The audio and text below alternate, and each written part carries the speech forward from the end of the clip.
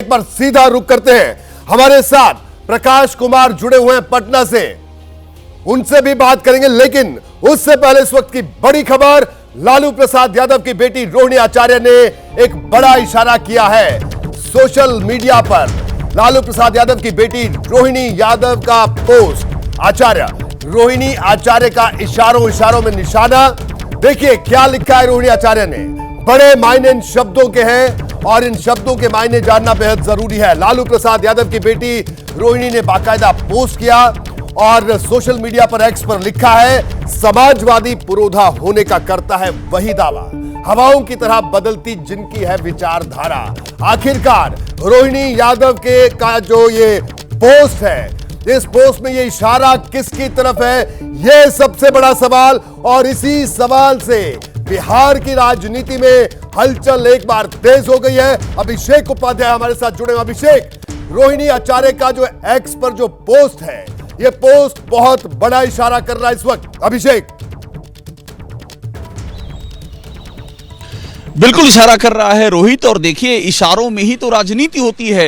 नीतीश कुमार ने जो बोला वहां कर्पूरी ठाकुर जी की सौवीं जयंती पर रैली में, वो भी तो इशारा ही था कि परिवारवाद की उन्होंने बात कही और कहा कि लोग बेटे को आगे बढ़ाते हैं। उसी समय क्यों कही, उसके पहले क्यों नहीं कही? फिर रोहिणी आचार्य का ये ट्वीट इसी समय क्यों आया? सारा खेल टाइमिंग का है रोहित, और एक के बाद दूसरे इशारे। और मैं अभी जीतन राम मांझी का इंटरव्यू कर रहा था, वो तो क्लियर कह रहे हैं कि ये जनवरी की डेट है, इसी जनवरी में खेला हो जाएगा। वो ये भी कह रहे हैं कि नीतीश तेजस्वी यादव को सीएम बनाना चाहते हैं लालू यादव। तो बहुत सारी चीजें एक साथ चल रही हैं और इसी तरह के इशारे बिहार की राजनीति में रोहित पहले भी हुए हैं। और उन इशारों की जो जिसे कहते हैं कि पूर्णाहुति, यानी कि उसके बाद चेंजेस भी हुए हैं, इसलिए इशारे और भी ज्यादा महत्वपूर्ण हो जाते हैं।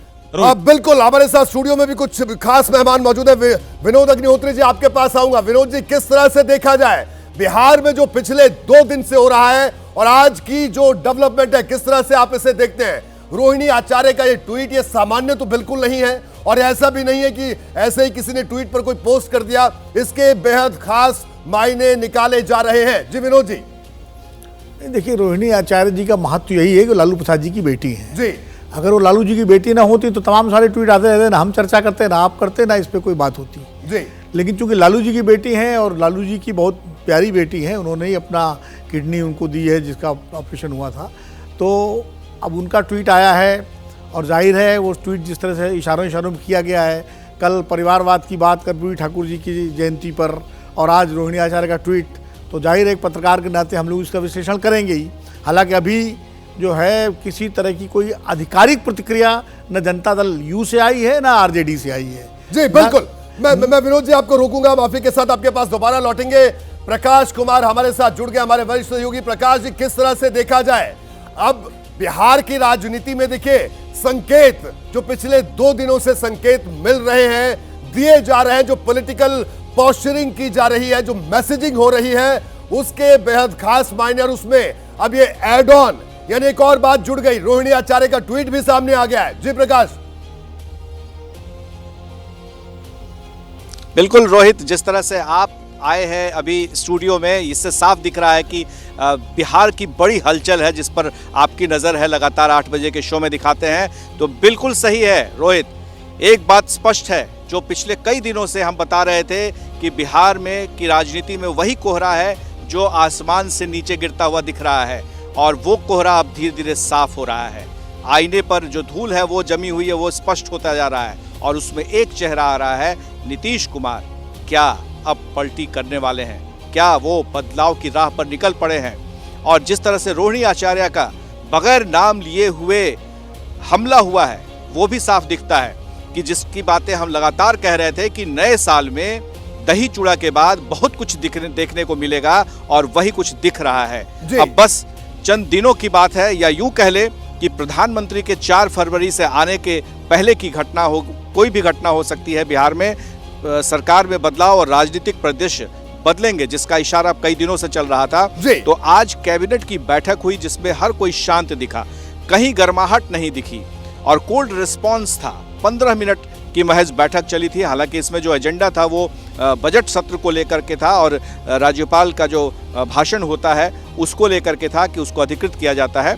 तो ये एजेंडा जरूर था, लेकिन जो गहमा गहमी दिखती थी, जो आपस में मेल जोल दिखता था, उसकी कमी दिखी। और एक तरह से कर्पूरी ठाकुर जयंती पर, जैसा कि रोहित आपको याद होगा, हमने बताया था कि उस दिन स्पष्ट संकेत मिलेंगे और वो संकेत मिल चुका है। परिवारवाद को लेकर जो कहानी आगे बढ़ रही है, जिस निशाने पर राहुल गांधी और लालू यादव दोनों हैं, उसी ओर बढ़ रहा है और धीरे धीरे गठबंधन दरकता हुआ दिख रहा है। और कभी भी प्रकाश मैं आपको रोकूंगा एक बार फिर से। एक बड़ी बात जो आपने कही और इसके मायने भी समझने की कोशिश हम करेंगे। दर्शकों को एक बार फिर बता दें कि बिहार कैबिनेट की बैठक 15 मिनट ये बैठक चली और इस बैठक में तेजस्वी और नीतीश कुमार के बीच कोई बात नहीं हुई। क्या यह भी एक सामान्य घटना है या इसे भी बिहार के ताजा राजनीतिक घटनाक्रम से जोड़कर देखा जा रहा है? एक बार फिर से हम प्रकाश का रुख करेंगे। प्रकाश, क्या कहेंगे आप इसे? बिहार कैबिनेट की बैठक, मुख्यमंत्री और डिप्टी सीएम के बीच में कोई बातचीत नहीं, क्या यह सामान्य है या इसे ताजा राजनीतिक घटनाक्रम के से जोड़कर देखा जा सकता है? जी प्रकाश। बिल्कुल रोहित, ये सामान्य नहीं है। इसके पहले भी कई ऐसे मौके आए जहां पर पहले देखा जाता था कि तेजस्वी यादव और नीतीश कुमार दोनों ही एक गाड़ी में बैठ करके जाते थे, लेकिन धीरे धीरे वो कम होता चला गया और इसके बाद स्थिति ये हो गई है कि एक साथ अगर अगल बगल भी बैठे रहते हैं तो दोनों के बीच बातचीत नहीं होती है। और अब कैबिनेट में भी वो सारा कुछ दिख रहा है। जो मैं बता रहा था कि दो घटनाएं एक साथ चल रही हैं, एक नीतीश कुमार की लालू यादव से दूरी और दूसरा कि कांग्रेस के ऊपर जिस तरह से प्रहार सीट बंटवारे को लेकर होता चला जा रहा था, वो अंतिम पायदान पर पहुंच गया है।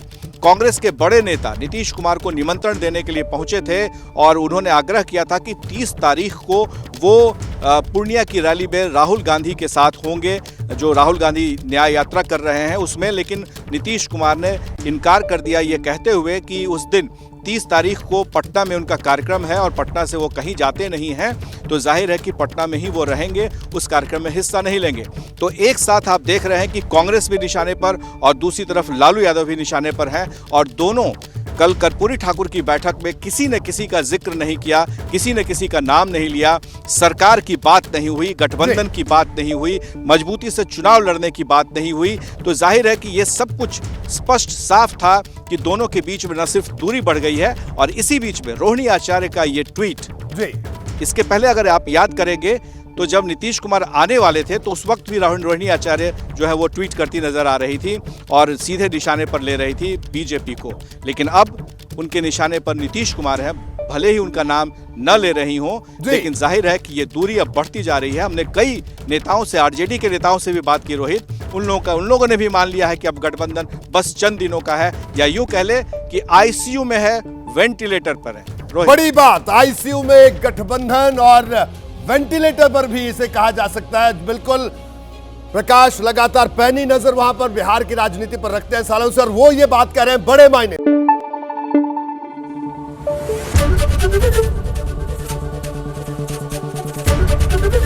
एबीपी न्यूज आपको रखे आगे।